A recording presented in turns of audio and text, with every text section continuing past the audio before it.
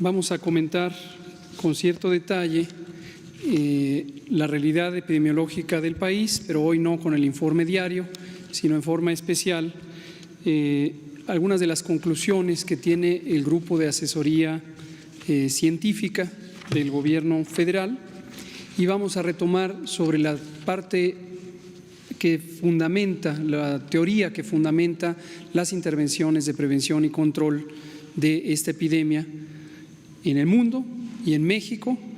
Algunos de los elementos que hemos estado comentando a lo largo de la epidemia en México tienen que ver con los momentos de decisión claves en los que hay que actuar, y hay que actuar de una manera basada en evidencia documental, es decir, la información, los datos de la vigilancia epidemiológica, pero también en la evidencia científica.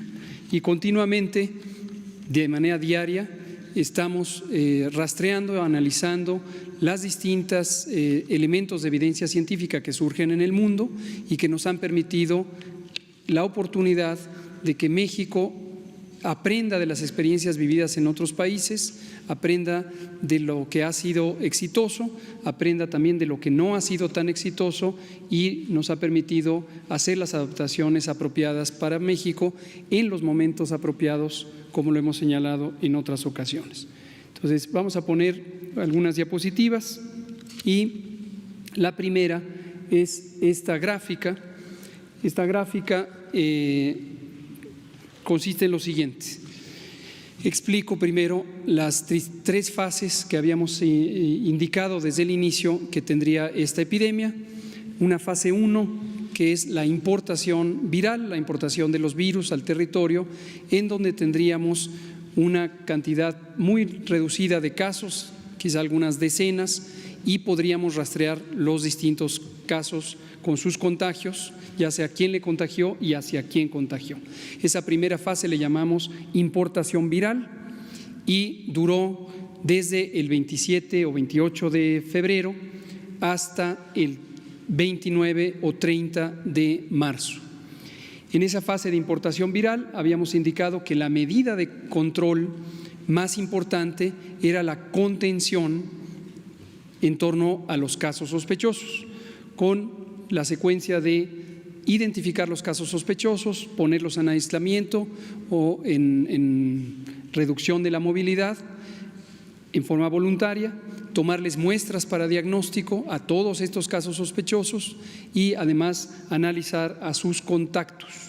Esto se hace en todo el mundo, es una recomendación de la Organización Mundial de la Salud, la ha seguido recomendando para los países que no la han hecho con suficiente intensidad, como la hace México, y a nosotros nos resultó durante toda la fase 1. Llega un momento en que la contención tiene sus límites porque empiezan a aparecer más y más casos, y entonces ya no se puede y tampoco es útil intentar encontrar a cada caso con su contagio, porque se va perdiendo la trazabilidad de los contagios. Y es el momento en donde es importante considerar el otro paquete de medidas que en su conjunto le llamamos mitigación comunitaria, que son unas medidas de prevención y control de carácter masivo. Estamos hablando de millones de personas a la vez, ya no un caso a la vez, sino millones de personas a la vez, y el principio de acción es el mismo, la reducción de la movilidad. Recordarán que México se adelantó a la fase 2, la fase de transmisión comunitaria, con medidas que empezaron desde la fase 1, y concretamente cuando identificamos el 13 de marzo que habíamos triplicado el número de casos identificados con tan solo 12 casos y cerca de 120 casos estimados, decidimos implantar las intervenciones que corresponden a la fase 2, y son estas de mitigación masiva, precisamente para aprovechar la oportunidad que México sí tenía de empezar tempranamente este tipo de medidas. En su momento, estas medidas, al ponerse de manera generalizada, nos permitieron empezar con la suspensión de actividades escolares y después las otras medidas que ahorita comentaré. Una vez que iniciaron estas medidas, el 23 de marzo, con la primera disposición de la autoridad sanitaria, identificamos también que necesitábamos hacerlas de manera más enérgica y más sincrónica para tener un mayor número de personas o de millones de personas que suspendían la movilidad en el espacio público. Esta gráfica, y por eso he mencionado este preámbulo, la compartimos con el presidente el fin de semana del 27 de marzo, es decir, a 5 días de que habían sido instauradas las medidas de reducción de la movilidad, principalmente con las escuelas, para expresar que hacía falta escalar la intensidad de las acciones con la declaratoria del estado de emergencia sanitaria, no emergencia nacional, emergencia sanitaria por causa de fuerza mayor. Y aquí explico la gráfica, la hemos comentado en otras ocasiones, para ilustrar el principio teórico de la mitigación y que en un momento vean ustedes los datos reales, los datos observados y las proyecciones que han hecho especialistas en epidemiología matemática y en matemáticas teóricas y aplicadas. En la curva anaranjada lo que se ve es lo que le ocurriría a México si no se hicieran intervenciones. Es una curva epidémica proyectada de la cantidad de casos que se presentarían si no se hicieran intervenciones. En la curva verde lo que se ve es lo que podría pasar si se hicieran las intervenciones. Y este fue el mensaje que transmitimos al jefe de la Nación a nombre de los distintos miembros del gabinete que estaban participando en el operativo y también con el respaldo del grupo de especialistas en las áreas de salud relevantes, particularmente de epidemiología, que ratificaron su recomendación de que se hicieran estas medidas correspondientes a la emergencia sanitaria por esta razón. Estas curvas finalmente representan lo que se ha respaldado teóricamente desde hace más de 15 años en el mundo por parte de la Organización Mundial de la Salud. Este planteamiento está, por ejemplo, en el Plan Global de prevención y control de una pandemia de influenza que se comporta de una manera muy parecida a la pandemia de COVID. Y hay 3 fines o 3 propósitos de estas intervenciones. La primera, como lo pueden notar en la comparación de las curvas, es que el pico máximo, el acmé de la curva, sea menor. Se reduce la altura de las curvas. Esto lo que quiere decir es que la cantidad de personas enfermas por día sea menor. Y esto es extremadamente importante porque, como hemos venido comentando, en la fase 3 de esta y otras pandemias semejantes puede existir el riesgo de que se rebase la capacidad instalada o adaptada de un sistema de salud y entonces no haya espacio suficiente para atender a todos los enfermos. Entonces este es un primer objetivo. El segundo objetivo, que lo pueden notar al comparar las curvas, es que se desplace en el tiempo el momento máximo de la epidemia, es decir, el momento de mayor intensidad de transmisión, de mayor frecuencia de los casos diarios. Y lo pueden ver ahí porque en la curva anaranjada es más temprano el momento cumbre de la epidemia, en cambio en la curva verde ocurre en una fecha posterior.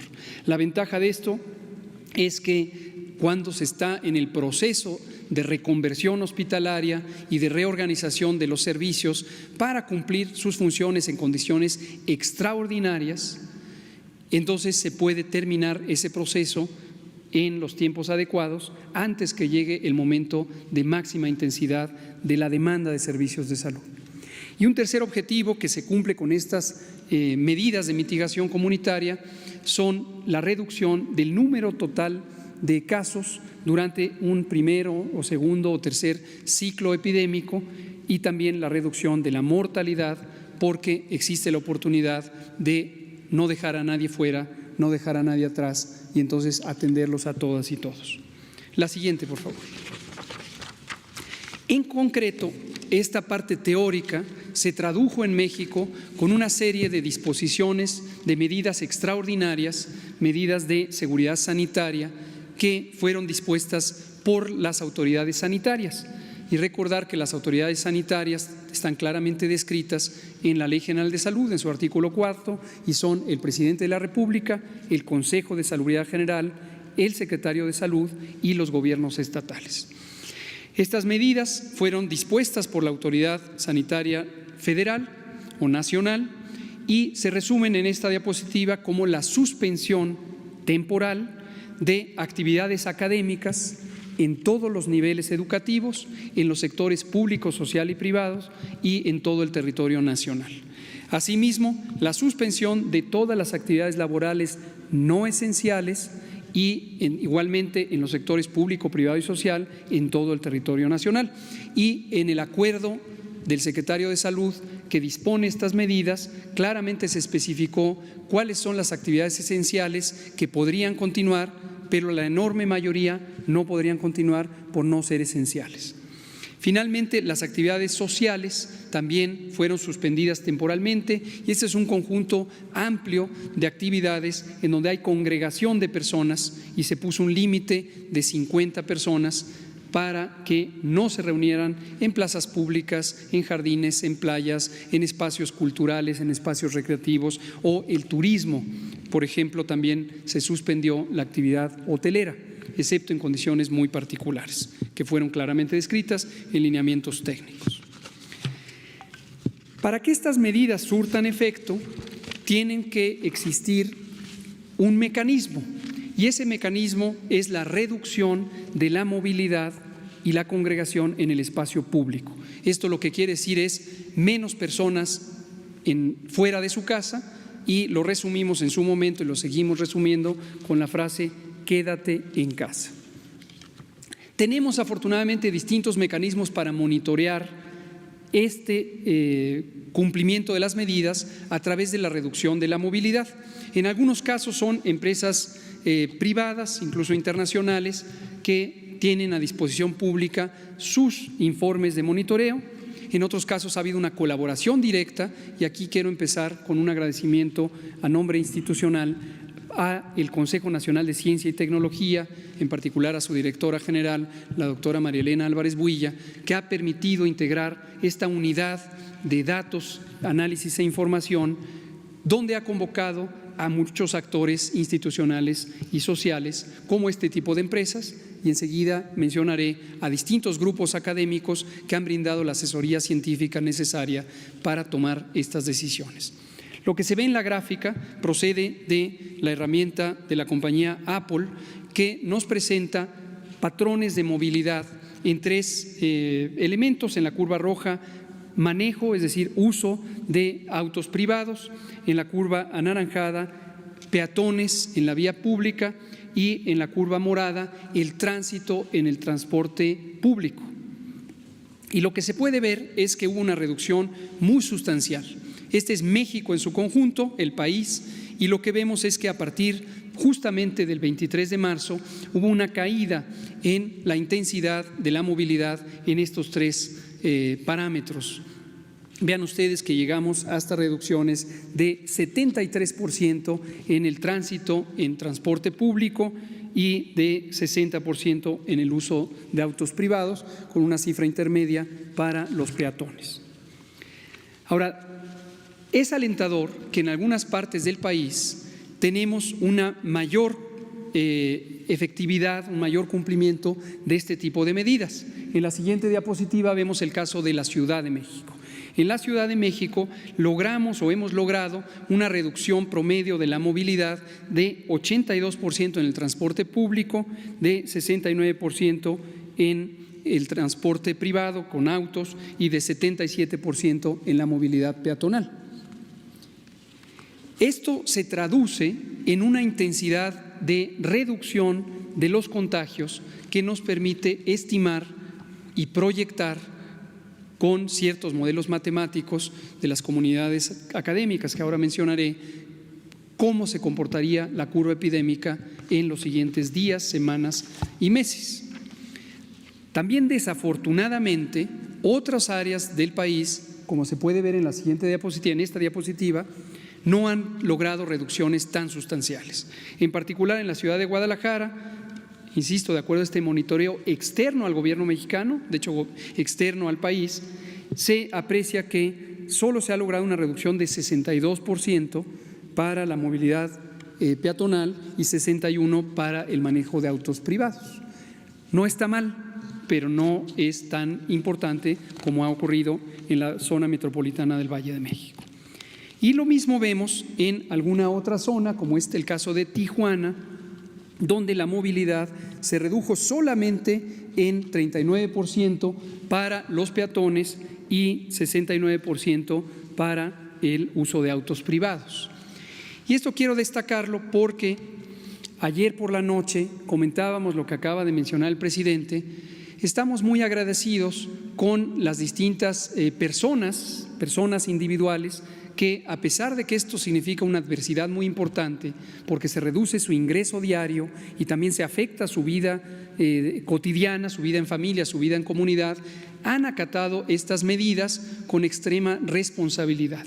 Finalmente, estos patrones de movilidad representan personas de carne y hueso que tienen una experiencia vital, una experiencia humana, y se les ha afectado la vida cotidiana, se nos ha afectado a todos y todas, pero estamos conscientes de por qué lo hacemos. Lo hacemos con un propósito, que es lograr reducir los contagios para tener menos casos, para que no se saturen las unidades de salud, se pueda atender a todas y todos los enfermos y reduzcamos la mortalidad. Ese es el propósito y en eso ha habido un gran compromiso de la sociedad. Pero desafortunadamente hay algunos actores de la sociedad, y ayer explicamos que se trata de algunas empresas privadas grandes, que no solo no acataron las medidas de forma inicial, sino que ante un apercibimiento por parte de la autoridad laboral se negaron a responder a estas medidas. Y ayer comentamos justamente lo que procederá ahora en términos de la investigación y las sanciones correspondientes, porque es muy preocupante que esto dificulte las medidas. Entonces, aquí ponemos el ejemplo de Tijuana porque tenemos que tener claro además que hay una relación directa entre las medidas de la fase 2, reducir la movilidad en el espacio público, y lo que vamos a tener en la fase 3. Lo hemos dicho todos los días. Si no se reduce la movilidad, vamos a tener más casos. Por eso dijimos que era la última oportunidad de lograrlo cuando anticipamos las medidas de la fase 2, y lo hemos dicho todos los días. Tenemos otros indicadores también procedentes de la colaboración, nuevamente, que se ha articulado, y agradecimiento a estas empresas. A través de Facebook podemos también tener monitoreos confidenciales, que quede muy claro, aquí no está en juego la identidad de las personas, de los usuarios de redes sociales. Hay un monitoreo automático en términos numéricos, pero nada se compromete la identidad de las personas ni su información privada. En la siguiente se ve el caso de Twitter. Las gráficas, desde luego, son demasiado pequeñas para que se distingan a qué corresponden, pero son los 32 estados, y este es un monitoreo diario de movilidad, y lo que pueden ver de manera gruesa es donde bajan esas curvas, es una reducción, y se corrobora que hay reducciones hasta del 60-70% en algunos estados, pero también en otros se corrobora que no se redujo sustancialmente la movilidad. La siguiente diapositiva lo que muestra es mecanismos gubernamentales de monitoreo. Estos los hemos presentado anteriormente. Estos son los de la Ciudad de México. El gobierno de la ciudad monitorea diariamente la movilidad en el uso del transporte público. Estas son las 9 modalidades de transporte público, incluyen las bicicletas de renta, y también tenemos la movilidad en autos, que hoy no la mostramos, pero la analizamos frecuentemente. ¿Todo esto a qué nos lleva?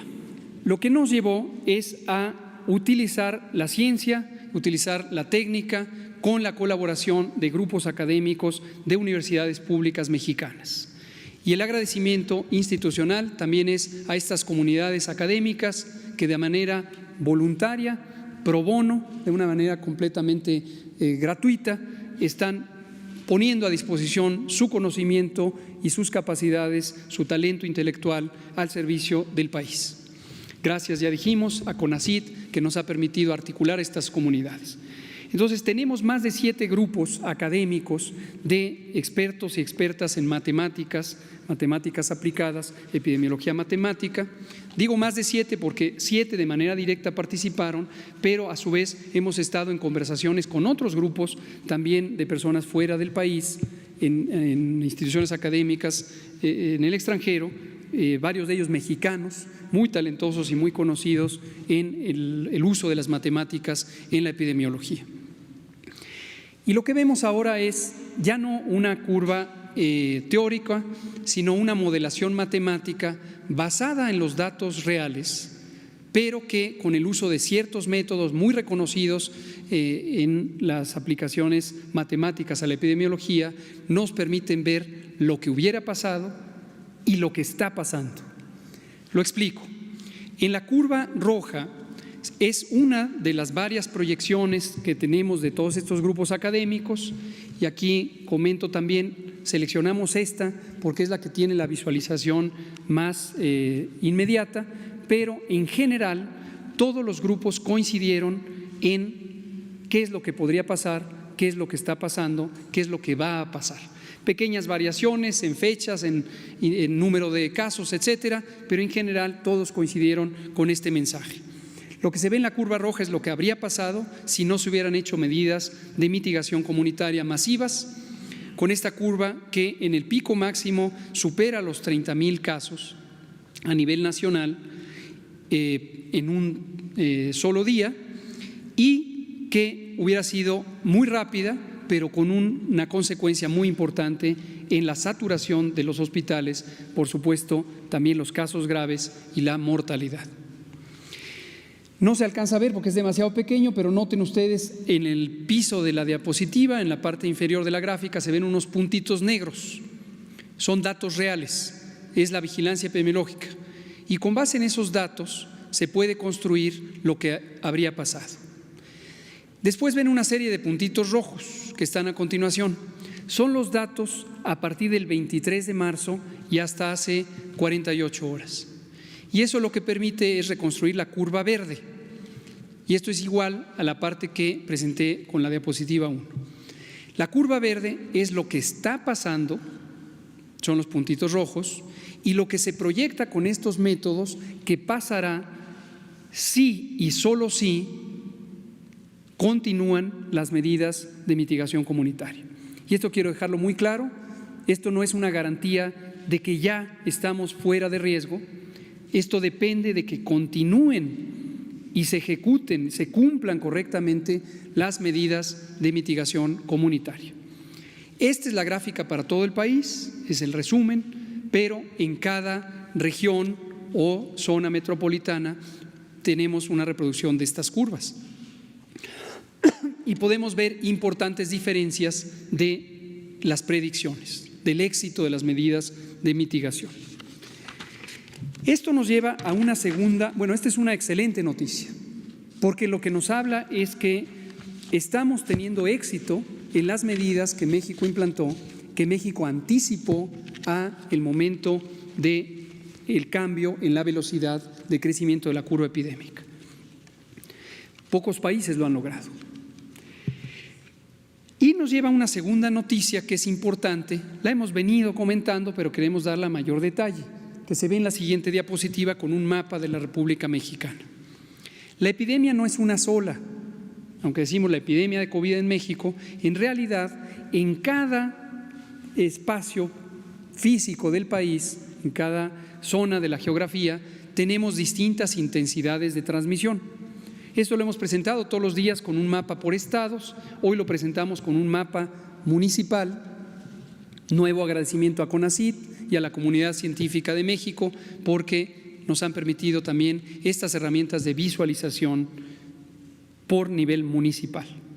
Noten ustedes que en la enorme mayoría del territorio nacional tenemos municipios sin casos, es lo que se ve en forma de color blanco. En cambio, tenemos algunas zonas donde el color verde muestra la intensidad de transmisión con el número de casos que se registran y, como hemos explicado y lo seguiremos explicando los jueves, y los casos que se pueden estimar con la vigilancia centinela. Es demasiado pequeño para que se vea, pero la zona metropolitana del Valle de México, como lo hemos dicho cada tarde, es donde existe la mayor intensidad de transmisión. Esto no sorprende, esto es exactamente lo que se espera, porque las zonas donde hay mayor población, desde luego tienen mayor número de casos, pero también tienen una transmisión más eficiente y donde hay mayor densidad de población por kilómetro cuadrado. También otras zonas como es Tijuana, Mexicali, de hecho en este momento es donde existe la mayor transmisión, independientemente del número absoluto de casos. También las dos zonas metropolitanas de Guadalajara y Monterrey, también la zona metropolitana de Puebla de Los Ángeles y también la zona urbana del municipio de Benito Juárez en Quintana Roo, donde está Cancún. Hay otros municipios que tienen distintas intensidades de transmisión, como Culiacán, Sinaloa, y otros que no mencionaré ahora, pero que se pueden ver en el mapa. Entonces, esta segunda observación lo que nos permite es predecir el comportamiento en forma diferencial. Y como hemos mencionado, nos permite además tomar medidas más intensas en donde tienen que ser más intensas y no tan intensas donde no hay necesidad de que sean tan intensas. Es decir, si lo vemos en las fases de la epidemia, no hay fases generales para el país. Cuando declaramos la fase 2, decidimos declarar la fase 2 porque habíamos anticipado cerca de 15 días antes medidas generales, medidas de aplicación nacional. Pero recordarán ustedes que desde la preparación en enero indicamos que también había intervenciones que dependen de la intensidad de transmisión de la enfermedad en regiones específicas. Entonces, en este momento hemos dicho que es irremediable llegar a la fase 3, todavía técnicamente no estamos en la fase 3 de forma generalizada, pero hemos dicho que, dada la intensidad de transmisión, existen zonas que hay que tratar como fase 3. Ahora, recuerden ustedes que fase 3 se define de hecho por la generalización de la transmisión. Eso es lo que lo define la fase 3, no el número de casos, sino la generalización territorial de la transmisión. Entonces, si lo vemos por subregiones, tenemos regiones como el Valle de México, como las zonas metropolitanas que he mencionado, en donde tenemos la dispersión correspondiente a la fase 3, pero no tenemos a nivel nacional una sola fase 3 para todo el país. Posiblemente llegará el momento en donde digamos, ya estamos en fase 3, igual que lo hicimos entre fase 1 y 2. Nos adelantamos con las medidas cuando técnicamente llegamos al punto donde la intensidad de la transmisión revelaba fase 2, dijimos, ya estamos en fase 2. Pero aquí, que quede claro, estamos anticipándonos nuevamente a la fase 3. En la siguiente curva es nuevamente la misma gráfica que ya presenté, la curva esperada en rojo, la curva proyectada, es decir, lo que va a venir dado el comportamiento de la epidemia, solo para indicar algunas fechas importantes. Hay un intervalo de fechas posibles para el pico máximo de la intensidad de transmisión, de la curva epidémica, del ACME, y estas oscilan entre el 8 y el 10 de mayo. Hay otras predicciones un poco más optimistas de que fuera antes, un poco menos de que fuera después, pero hay un punto medio entre el 8 y el 10 de mayo. Y eso nos lleva además a la duración de la epidemia, y aquí dejo en claro, estamos proyectando este primer ciclo de la epidemia. El primer ciclo de la epidemia se puede proyectar que se extendería hasta agotar cerca del 95% de los casos esperados el 25 de junio y, como suele pasar en todas las epidemias, con un hilo, una cola, una continuidad de la epidemia ya con una transmisión muy baja que se extiende por varias semanas más. Esta es la predicción para este primer ciclo. Insisto, quiero dejarlo extremadamente claro, si y solo si se mantienen las medidas de acuerdo a lo programado, las medidas de mitigación comunitaria que implican quédate en casa. Ahora, los grupos científicos hicieron las siguientes recomendaciones y estas recomendaciones se basan en la evidencia que acabo de presentar y su análisis cuidadoso. Hemos tenido repetidas y prolongadas conversaciones con esta comunidad.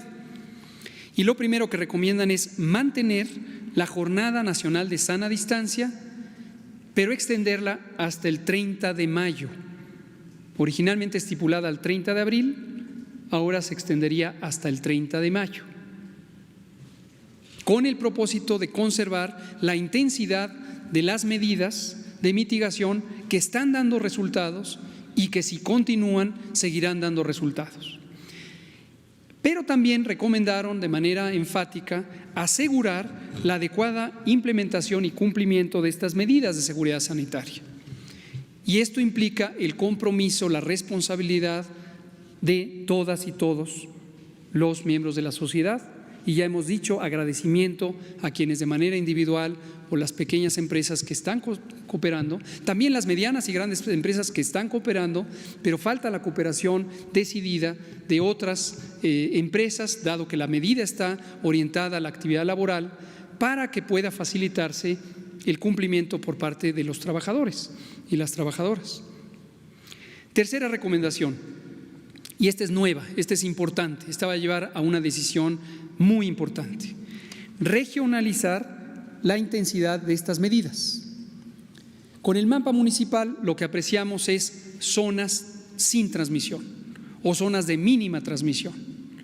Para fines prácticos es como que estas zonas están en fase 1 y en fase 1 son tan pocos los casos que se puede utilizar contención y no medidas masivas de mitigación. Contención, detectar casos sospechosos, diagnosticarlos y ponerlos en aislamiento a ellos y a ellas y sus contactos. Cuarta medida, que también es nueva, la recomendación: segmentar la movilidad en el territorio nacional. Esto lo que quiere decir es instrumentar mecanismos de contención geográfica. Contención geográfica. Necesitamos que las personas que viven en las zonas de baja o nula transmisión permanezcan en esa zona de baja o nula transmisión, que no se desplacen a zonas de mayor transmisión y viceversa, que quienes vivimos en zonas de alta transmisión no vayamos a zonas de baja transmisión, porque esto transportaría los contagios. Recordarán que como venía la Semana Santa, especificamos que no eran vacaciones y por eso enfatizamos la importancia de cerrar la actividad turística, la actividad hotelera, para que no hubiera desplazamiento como le ocurrió a algunos de los países europeos más afectados, y logramos evitarlo, no se propagó en el territorio nacional. Y por último, mantener, aún después del 30 de mayo, cuando acaba la Jornada Nacional de Sana Distancia, la protección con estas medidas de sana distancia de las personas adultas mayores y las personas que tienen enfermedades crónicas que los hacen más susceptibles a complicarse o tener desenlaces fatales, y las mujeres embarazadas. Por lo tanto, las acciones de control que serán propuestas para su formalización en el Consejo de Salubridad General son estas tres. La Jornada Nacional de Sana Distancia permanecerá vigente hasta el 30 de mayo, pero en los municipios de baja o nula transmisión, las medidas de seguridad sanitaria permanecerían hasta el 17 de mayo y posteriormente se conservaría o se recuperarían las actividades normales.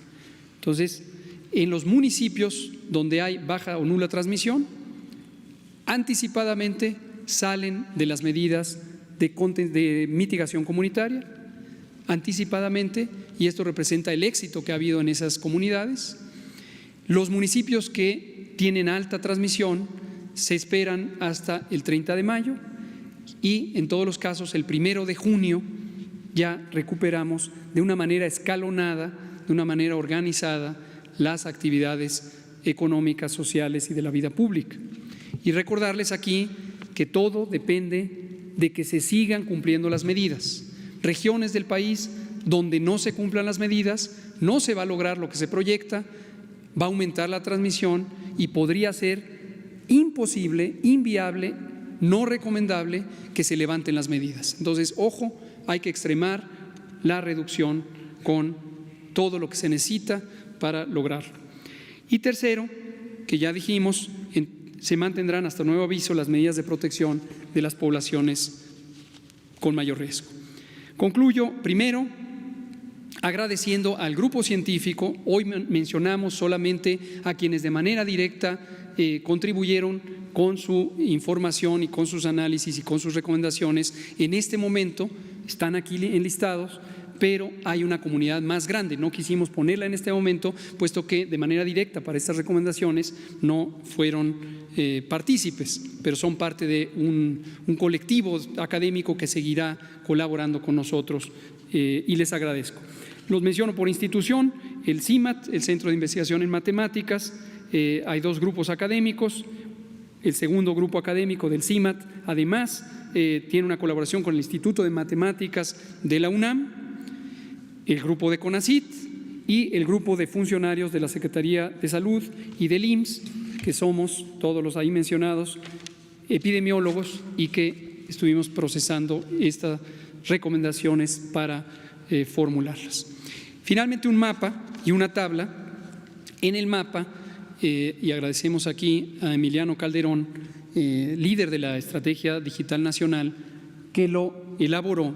Es el mapa técnico que nos permitirá ya no solo visualizar los municipios afectados, sino los municipios en los que se va a levantar las medidas de mitigación el 17 de mayo, y son los que están en verde.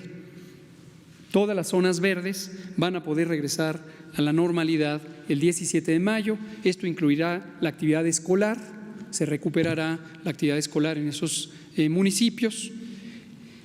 Los municipios en amarillo son aquellos municipios que están colindantes geográficamente con las zonas de alta transmisión, y obviamente los que están en rojo son las zonas de alta transmisión.